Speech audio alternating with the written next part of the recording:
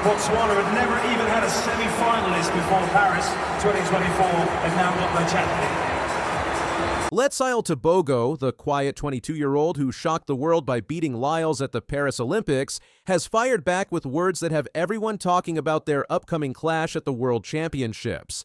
Let's start with how different these two athletes really are. If you watched the warm-up before the Paris Olympic 200-meter final, you saw everything you need to know about their personalities. Noah Lyles was bouncing around the track, feeding off the crowd's energy like a live wire. Meanwhile, Tobogo stood there rubbing his arms as if cold air had entered the stadium, completely focused and ice cold. Track fans have started calling them fire and ice, and it fits perfectly. Lyles is the showman who loves the spotlight and isn't afraid to let everyone know how good he is. Tobogo is the opposite. He lets his legs do the talking and rarely says much to the media. But this quiet approach doesn't mean Tobogo lacks confidence. After Paris, when asked about his rivalry with Lyles, he said something that caught everyone's attention. He mentioned he couldn't see himself as an arrogant or loud person like Noah. That comment was subtle but sharp, and it set the tone for everything that followed. Tobogo's rise to the top is one of the most inspiring stories in athletics. He grew up in a small village called Kanye, about 50 miles from Botswana's capital. His family couldn't afford proper running equipment, so he trained barefoot for years. He only got his first pair of spikes after breaking his country's 100-meter record. The kid who once trained without shoes became Botswana's first Olympic gold medalist and the first African to win the Olympic 200 meters. But his journey to Paris wasn't easy. Just months before the Olympics, Tobogo lost his mother after a brief illness. He admits he stayed home for 3 weeks, sleeping and having no motivation to train. When his teammates finally convinced him to return to the track, he had to ask himself a difficult question. Would his mother be happy if he quit the sport? That moment became his turning point, and he channeled his grief into Olympic glory.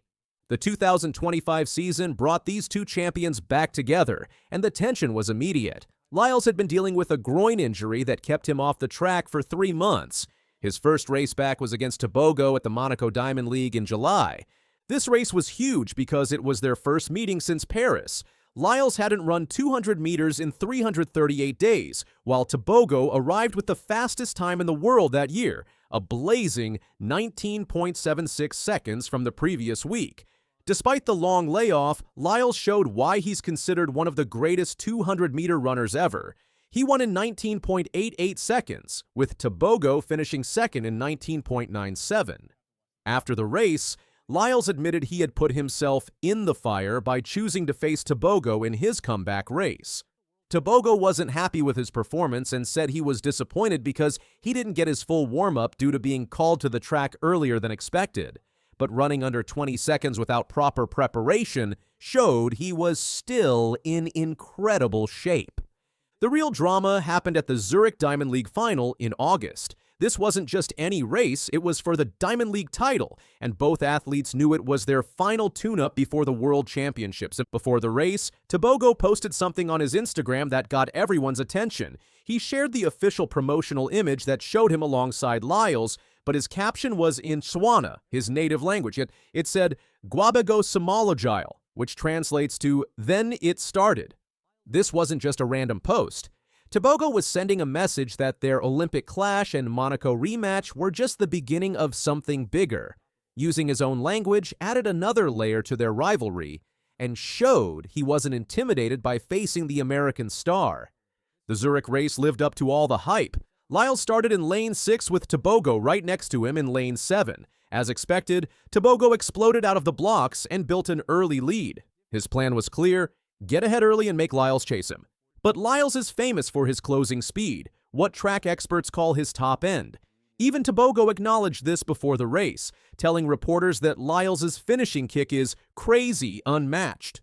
As they came off the curve, Tobogo was still ahead. The crowd was on their feet because it looked like the Olympic champion might win again.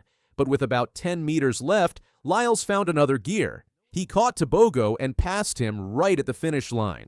The final time showed just how close it was. Lyles won in 19.74 seconds, with Tobogo just 2 hundredths behind in 19.76. That tiny margin made Lyles the first track athlete ever to win 6 Diamond League titles. But the real fireworks came after the race. That's when Tobogo delivered what many are calling his boldest statement yet about their rivalry. Speaking to reporters, Tobogo said he wasn't showing his true potential and that people still needed to see what he could really do. Then came the line that has everyone talking. He said, "You have to let the legs do the talking because the more you talk and cannot prove it, it means you only talk." This was clearly aimed at Lyles, who is known for his confident predictions and bold statements. Tobogo was basically saying that talking doesn't win races, performance does. But he wasn't done there. Tobogo then made an observation about how Lyles had changed since Paris. He said, "I think now Lyles is humble. He knows what can happen in this sport. He wins today, tomorrow, he can lose it. I believe since Paris he has been humble, he has not been talking so much." Then came the biggest statement of all. Tobogo looked directly at the cameras and said, "I believe he is more afraid of me than any other athlete." Those words hit the track world like lightning. Here was the quiet, respectful young man from Botswana directly challenging the established king of the 200 meters. He was saying that despite losing in Zurich, he believed Lyles feared him more than anyone else on the track. Tobogo backed up his bold words by explaining that he and Lyles were equally balanced at the moment and that he planned to double in Tokyo, meaning he would run both the 100 and 200 meters at the World Championships. Lyles, to his credit, showed respect for his rival's abilities. He noticed that Tobogo always seems to race harder against him than against other competitors, calling it a very big compliment. He also praised Tobogo's versatility across different sprint events. The numbers support both athletes' confidence. Lyles currently leads their head-to-head record 4-2 in 200-meter races, but Tobogo's 2 wins came at the most important moments, the Olympic semifinals and final. Before those losses, Lyles had won 12 straight Diamond League 200-meter races. What makes this rivalry even more interesting is how both athletes have overcome serious challenges. Lyles has been open about dealing with asthma, allergies, dyslexia, ADD, anxiety, and depression. His message to fans is that what you have does not define what you can become.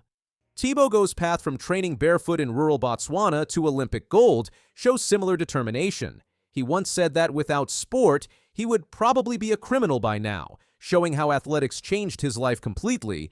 Their different backgrounds also show in how they handle pressure. Lyles called 2025 his most wild and unexpected season due to his injury problems and limited racing schedule. He's had to deal with losses to Jamaican sprinters, Keishane Thompson, and Oblique Seville in the 100 meters, which is unusual for him.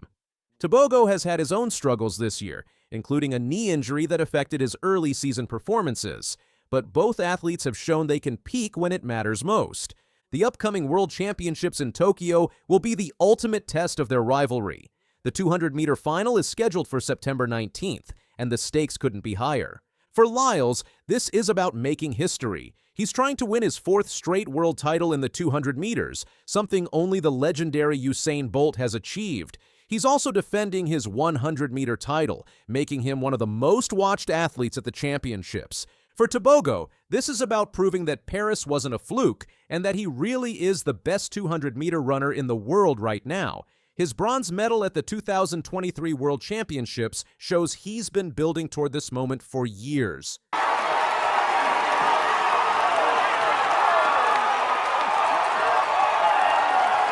He was 16. Then something wild happened. One race, one kid, one number no one saw coming. People are still asking who this teen is and what did he just do? At just 16 years old, Cooper Lutkenhaus has done what most runners can only dream of, and he's done it before even finishing high school. In a sport dominated by years of training, experience, and maturity, this teenager from Justin, Texas, has turned the world of middle distance running upside down. In the 800-meter final at the 2025 USA Outdoor Track and Field Championships, Cooper didn't just hold his own against elite professionals, he obliterated expectations. Clocking in at a jaw-dropping 1 minute 42.27 seconds, he became the fastest under-18 runner in history, shattering the world U18 best by more than a second. But the real shock? He didn't just set a youth record, he placed second overall, earning him a spot on Team USA for the upcoming World Championships. This wasn't some high school heat or junior division meet. This was the national stage, where Olympic hopefuls and seasoned pros battle it out for international glory. And yet, Cooper Lutkenhaus didn't just show up, he stole the spotlight. To put that 1 minute 42.27 seconds in perspective, it made Cooper the 4th fastest American in history, over 800 meters, and the 18th fastest globally. That kind of performance would be stunning from a 25-year-old in their athletic prime. Coming from a teenager, it almost defies belief.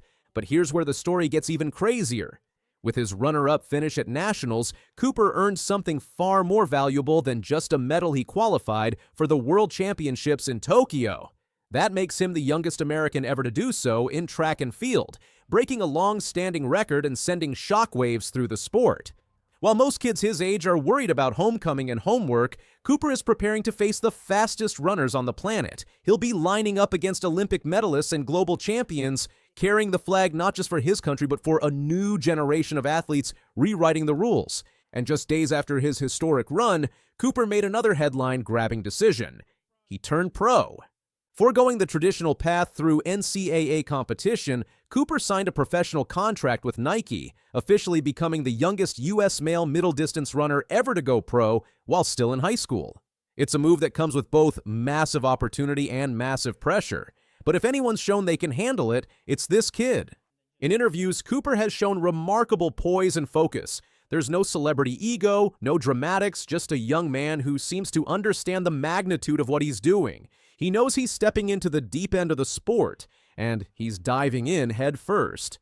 Turning pro at 16 isn't just rare, it's practically unheard of. Most runners spend years developing in college programs, building strength and strategy before testing themselves on the international stage.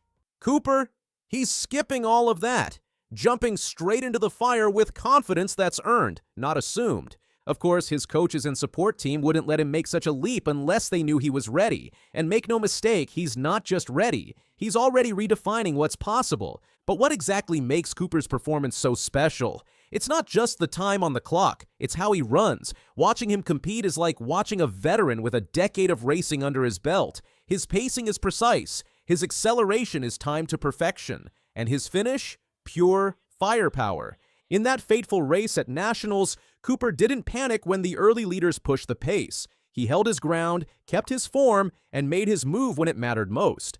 Down the final stretch, he surged past more experienced runners with a burst that felt unreal. And when he crossed the line in second place, the crowd knew they'd just witnessed history. That moment didn't just earn him a spot on Team USA, it earned him a place in the conversation about the future of track and field. Because what we saw that day wasn't a fluke. It was a signal. Cooper Lutkenhaus is coming, and the world better be ready. Since that breakout performance, praise has poured in from every corner of the sports world. Track legends, Olympic coaches, and even global media outlets have weighed in, many calling Cooper's run one of the greatest athletic feats ever achieved by a 16-year-old. Some have even compared his impact to that of LeBron James or Tiger Woods athletes who didn't just succeed young, but changed their sports forever.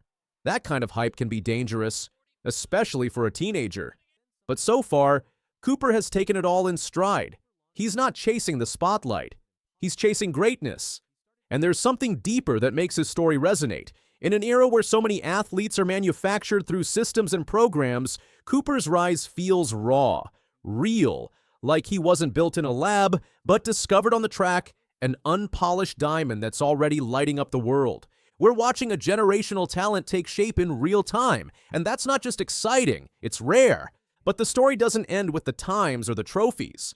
The bigger question now is, what comes next? Cooper will head to the World Championships in Tokyo, not just as a competitor, but as a phenomenon.